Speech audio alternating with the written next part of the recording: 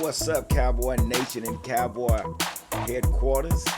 The America's team. Oh, I've heard some stories, man, on my TikTok about, well, the America's team was given to the Steelers first and they didn't want it. Well, y'all didn't deserve it. So, we know how to use the title America's team. 5 Super Bowls, several playoff wins, and we're like a $6 billion franchise. So, yeah, I think we're doing okay holding that title down, if you may ask me. So, good morning, man. On this day, February 4th, 2022. Where the temperature is about 23 degrees outside. Yes, down here in the DFW, man, we done got a little snow, sleet, and ice. Again, man, I'm just thankful that it's not as bad as it was last year, and I'm praying that, the power holds up. As y'all know, last year, man, we had a big power outage down here in Texas, man. I mean, power grid went down, man. I know for sure we were out of power for 36 hours. And, that was an experience.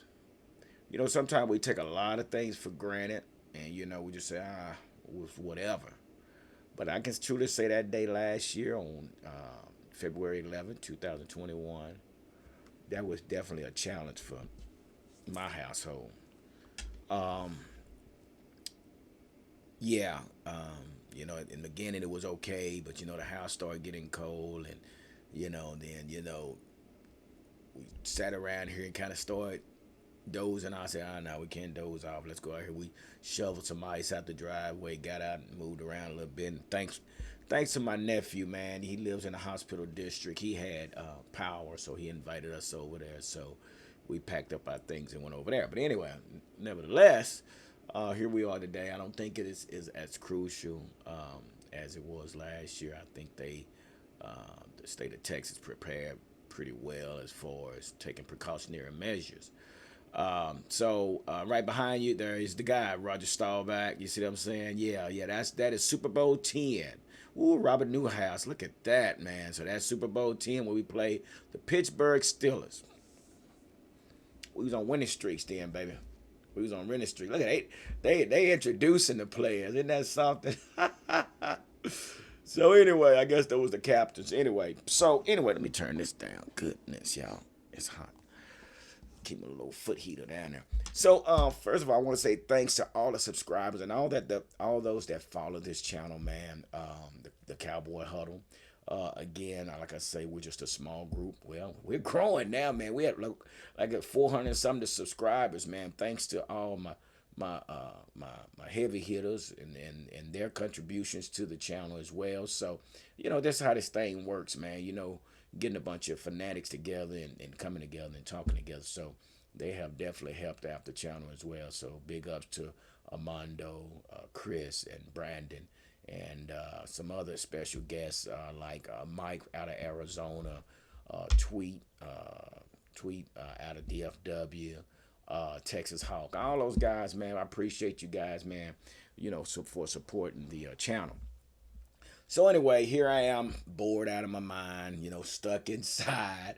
I say, what's better to do than to make a video? So, and having this time off, I had the opportunity to sit around and kind of just go through and do some research and things like that, and been on the internet trying to see what's the latest and things to that nature. So, right now, I'm pretty sure everybody's aware what has taken place at the Pro Bowl competition. And Micah Parsons, the young lion, is exactly what he is, the young lion. So if you guys haven't seen it yet, basically they had the fastest man competition, and he lined up against Nick Chubbs, Trayvon Diggs, and Tyreek Hill. Well, let's just say he's the fastest man in the league. Yeah, he beat Nick Chubbs and Tyreek Hill. So, yeah, we're going to claim that, and we're gonna run with that. That's exactly where it was. He won, fair and square, So, Yeah, he is the fastest man in the league. So also, he's been awarded other awards throughout this at the end of this season as well. So it's been told that him and Trayvon Diggs has been basically just smashing the competition skills. All the competition skill sets that they was having out there. So that's what we do. He's also out there with CD Lamb. CD Lamb is out there as well. So they all making their presence known out in the Pro Bowl environment, which they represent our Dallas Cowboys. So that's what's up. In other news, we also have a long time individual that's been with the organization for some time now, man. Rich Darylrimple. He's getting ready to retire. Rich has been with Jared for some years now, man, and he's been the PR guy for the organization. He's one that you always see at the end of the game. He's standing next to Dak.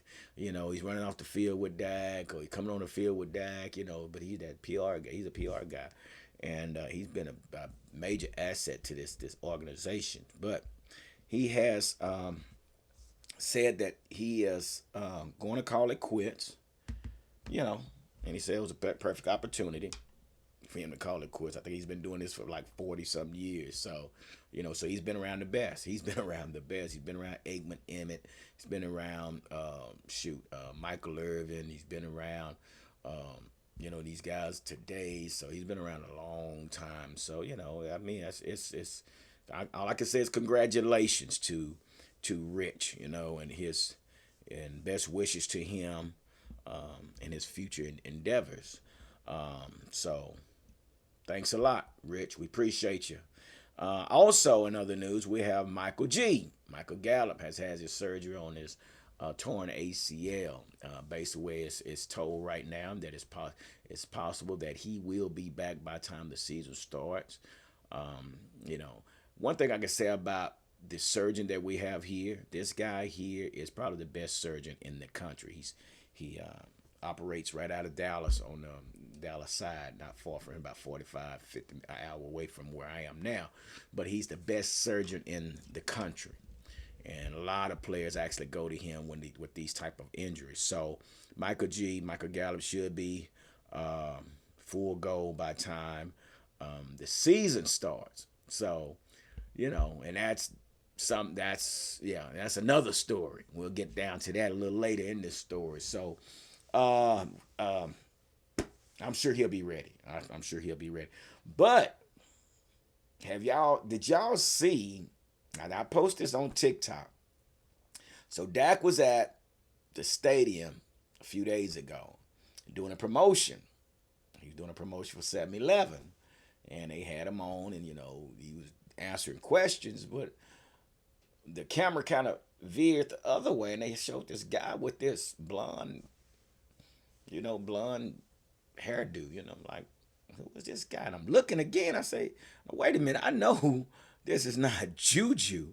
And sure enough, it was Juju Smith-Schuster with Dak Prescott doing this promotion. And it was so funny. I'm like, okay. So at the bottom of, how, they put the title of the player's name, they had the star and had Dak Prescott quarterback. Then for Juju, they had the star on there and had Juju Smith-Schuster and 2021 free agent. I'm like, what is this about? I'm like, okay, what's going on? And come to find out, they was doing a promotion for 7-Eleven, but come to find out that Juju caught a few passes from Dak Prescott and made mention that it would be nice to catch balls from Dak Prescott. Looking at the facility, our training facility, our practice facility looked like better than some of these game day facilities, something like Pittsburgh, because he took a shot at Pittsburgh. He said something to the nature that Pittsburgh is still trying to work their way out of wooden benches in the locker room. So Steelers, be careful what you say about America's team, because you will get shown up. And this comes from one of your very own, Juju Smith-Schuster, that now wants to wear the star on his helmet. Okay? Okay? I'm just saying. I can't make this up, and I know some of y'all say, well, y'all can have the TikTok dancing. Well, you know one thing about Dallas, when you come over here, you're going to get some exposure. You know, it's a lot of pressure to play over here at Dallas. I don't care what nobody tell you. It's a lot of pressure to play for the star. And anybody can tell you. If they played here before, they'll tell you. So, but yeah, so that was seen, man, on the other day that Dak and Juju was doing this interview. I mean, it was awkward, but then it was kind of like, you know, throwing a little nugget out there. What's the possibility? And it is a possibility. But some things have to happen in order for that to happen. But you know, who knows, man? Who knows? So with that being said, you know that Dallas has. Let me ask y'all this before I say, would you guys consider bringing in Juju Smith-Schuster? Would you consider, if things were to take place? And I understand, because we know right now we got some free agents. We got Micah Gallup, we got Cedric Wilson, we got Malik Turner. All these guys are free agents, and then there could be a situation with the Amari Cooper situation. So, would you? And if you would, how would you go about acquiring Juju Smith-Schuster? You know, I think he's grown up. You know, he's doing all that TikTok dancing and stuff. So I think he's grown up from that. You know, we don't play that over here. You gotta be about your business.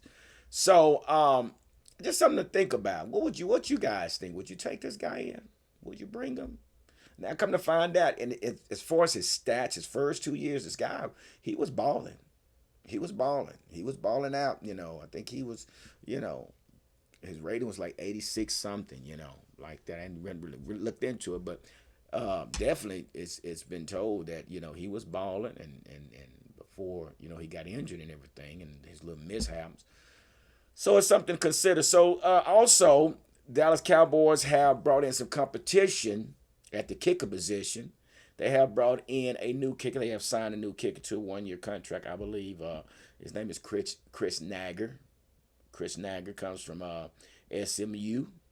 And, you know, it's a good thing that they bringing him in now. Let him get in and start, you know, getting familiar with, you know, what we got going on. And then the competition starts. And I'm sure we probably draft a kicker as well. So, but we definitely need the competition at the kicker position. So, let's see how that works. And I think there's need to be competition in a lot of these positions. So it's just something that, you know, that keeps the fire lit, keeps the players going, you know.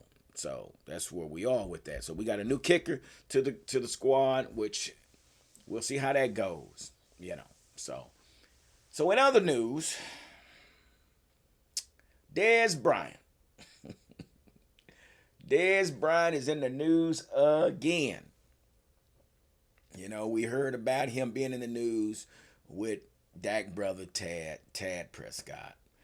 Now he's in the news basically protecting Brian Flores, which I don't know, you're pretty sure you all have heard about the Brian Flores story. You know, Brian Flores is the coach that basically says he was sabotaged. And that what had happened was he was invited to an interview where the team had already hired their head coach. So basically, it was more of the impression to Brian Flores that he was only brought in due to the Rooney Rule. You know, so personally, I bag Brian Flores because it needs to stop. Just like I thought Brian Leftwich got the job in Jaguars, but guess what? It's Doug Peterson. So we do have a problem. Stephen A. Smith said it best. You know, there's a such thing as systemic racism. I'm gonna say hatred. I'm gonna say racism is a group of people that's basically racing to gain as much wealth as possible. Hatred is hatred. Prejudice is a preference over one than the other. So, I could say more. It's a more of a prejudice situation that we got on hand. Racism is totally something different. People use it as hatred, but racism is basically a race to gaining the most wealth of another individual or group of people. So I'm gonna use this as more of a prejudice situation, that they're a little biased towards one than the other, and everybody has their right, but it's not right. You know, like I say, just because I'm pro-black doesn't necessarily mean I'm anti anything else. So, but just with the struggle, I try to lift my people up to get on up there, but that's neither here or there. But yeah, so here we are, man. Brian Flores is filing a lawsuit against the Miami Dolphins, I guess NFL as well. Come to find out, he mentioned that the owner Stephen Ross from the Miami Dolphins offered him $100,000 to throw the season or throw the game, so they can tank or whatever. And Brian Flores just basically said, I don't believe in that. So how Brian Flores got a wind of that, what took place, is because of Coach Belichick. Belichick texts Brian, but he texts the wrong Brian. He texts Brian Flores saying, congratulations on your new job. Well, Brian Belichick, you need to pay attention. When you text message, you got this phone here in your hand. If you're trying to say, you make sure you check the individual that you send it to, because you might just send it to the wrong person. While you're not in favor of that individual, you saying something negative about it, you might just send it to the individual. Well, that's exactly what happened with Brian Belichick and Brian Flores. So again, man, this is where we are, man, as far as 70 some, I'd say over 70% of the league in NFL is made up of people of color. Blacks. I'm gonna say blacks, okay? I'm not gonna say colored, I'm gonna say black people, black players, okay? And there's a percentage of Mexican Americans and things like that. So I stand behind Brian Flores as far as what he's doing. The insinuation of what the John Elway did and things like that. So it's going to be something to see. But your boy Dez Bryant gets on here and he, oh my gosh, he's going to get banned from the AT&T Stadium. I promise you, Dez. And I understand, Dez Bryant.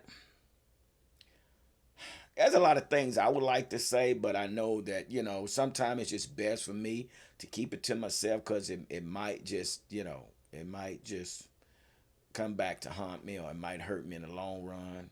So Des get on Twitter, and he goes on social media, and he goes in about what's going on, and he brings in Cole Beasley and Terrence Williams about what was going on with the Cowboys, how they was sandbagging, or they was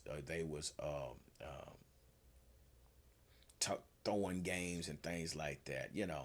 If it's true, man, I mean, I hope it be brought to the head and they do the right thing, get this thing on the right road. But Mr. Dez Bryant had a lot to say. So, and sometimes social media can take some parts of the video and stretch it. So basically, this is just assumption of what was being said, but what was being said was actually shown to the entire world for people to see. So, Dez, dude, just cool it, man. I'm just gonna say it like that. I understand, man. I know you're passionate and everything, but bro, stay off of social media and airing out your opinions, or something like that, man. It's just sometimes tell some, keep some. Don't tell everything, So, and this is exactly what he has done. Got on there and basically just put it out there. So again, Dez Bryant is in the news again. So let's talk about this free agency deal, where we are, man. Again, you all know that we got 23 free agents this year. There's some news that was brought by 105.3 The Fan. There was one individual on there basically had mentioned the possibilities of Amari Cooper versus the other receivers like Cedric Wilson, Malik Turner, and Michael Gallup. So, and also who was included was DeMarcus Lawrence. So we know, and even Stephen Jones has told us that it's going to be a struggle, and it's going to have to be some hard decisions made on who they're going to keep and who they're going to release. Now, according to 105.3 The Fan, I can't remember the individual. I think he was on there last night. No, this morning. He was on it this morning. And he had mentioned the possibilities of how we handle the receiver situation.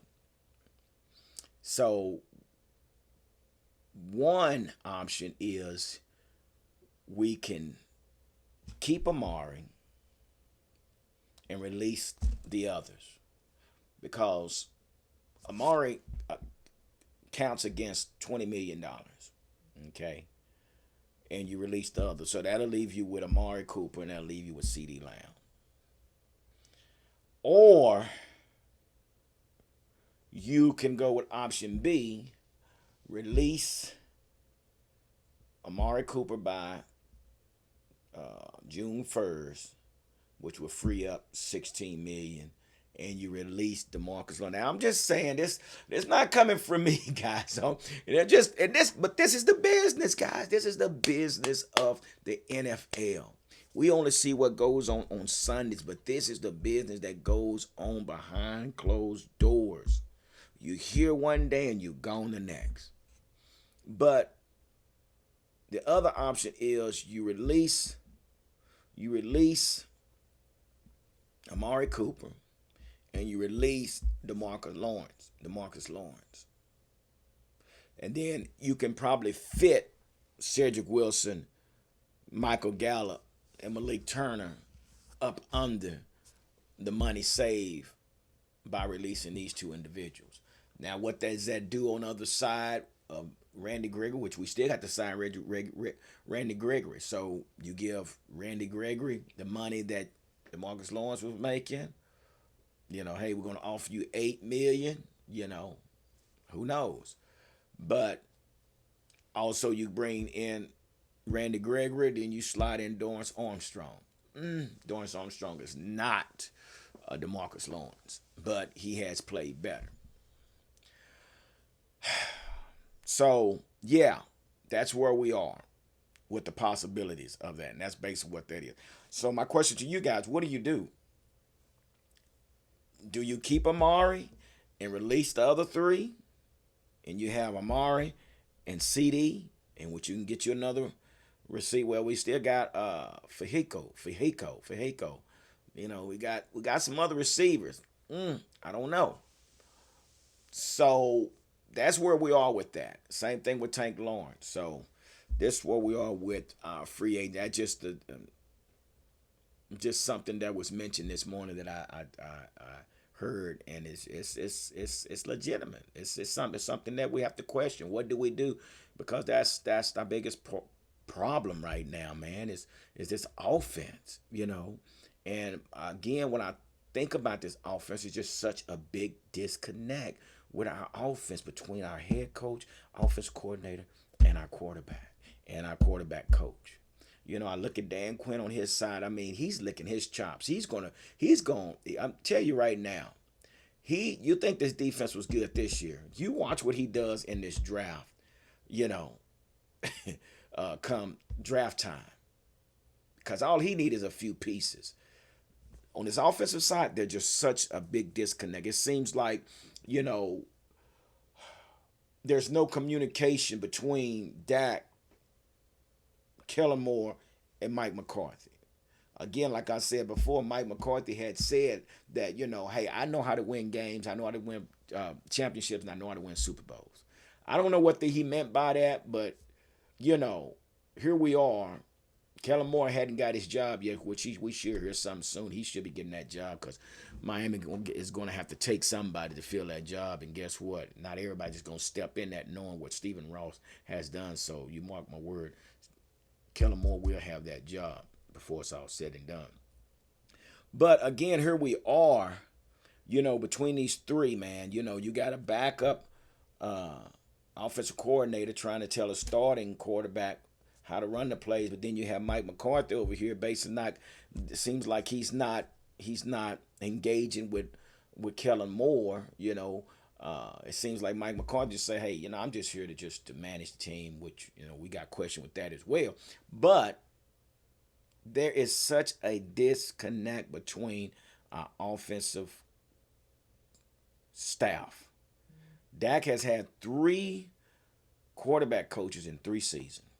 And this is according to Brian Broaddus. Brian Broaddus had mentioned this, and he knows a lot about about Mike McCarthy and a lot about the Dallas Cowboys. So I think this is good, reliable source that was coming from, that he's even saying that there's such a big disconnect between our offense.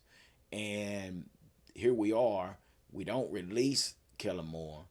Again, Jerry Jones said, no, what I need you to do, Mike McCarthy, I need you to pitch in and help Kellen Moore. Well, how do you do that? Is that not the case that maybe in the meetings that Mike McCarthy tried to help Kellen Moore, and he continued to abandon the run and continue to do his, who knows? We don't know. We're on the outside looking in. But if it's once Kellen Moore gets this job in Miami, I'm sure that Jerry's going to say, okay, Mike McCarthy, you're going to have to step in and run this offense. See, again, Kellen Moore is not Mike McCarthy's coach. This is Jerry Jones' coach. And, Jerry Jones, has his hand in everything. Basically, again, here you are. I keep talking about the Trojan horse, which Kellen Moore is the Trojan horse that was given to Mike McCarthy, same as Jason Garrett was the Trojan horse given to Wade Phillips. This is something that Jerry done. These are Jerry boys, okay? And here we are, man, since Jimmy Johnson, we have been playing musical chairs with coaches. I mean, we kept Jason Garrett for so many years, and basically we never saw that it was an issue till after the 9th season. Then now we got a problem. Now here we are again. So now it's piss to get off the pot for Mike McCarthy. That's where we are. So either Mike McCarthy steps in and try to help. Well, we're going to, like I said, I'm calling it already. Mike McCarthy going to end up running this offense, or he's going to probably bring somebody in to run the offense. But, this year is going to be, that's why I was saying, guys, we have to win this year. Because we're facing so many challenges on this offensive side of the ball, man, that can change the whole season.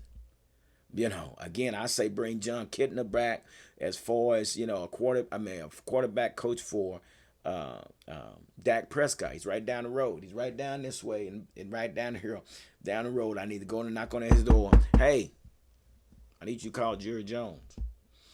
And I got another thing was with Joe Philbin. He's in that offensive staff disconnect as well, because the scheme is not working. We're not pulling, we're not releasing downfield. We look like we're doing a zone block or whatever. But Joe Philbin might need to be replaced. And I say if you're going to replace Joe Philbin, you bring in Mark Colombo. Mark Colombo was up there with Jason Garrett at New York. Didn't work out. He got into it with Joe Judge. He said, "Screw y'all, I'm out of here." And that's exactly what he did. Bring him back. It's not rocket science. It's not rocket science, guys. Just do what needs to be done, and get off your egos and making it so political. And that's where we are when we talk about Brian Flores. This thing has become a political gaming situation.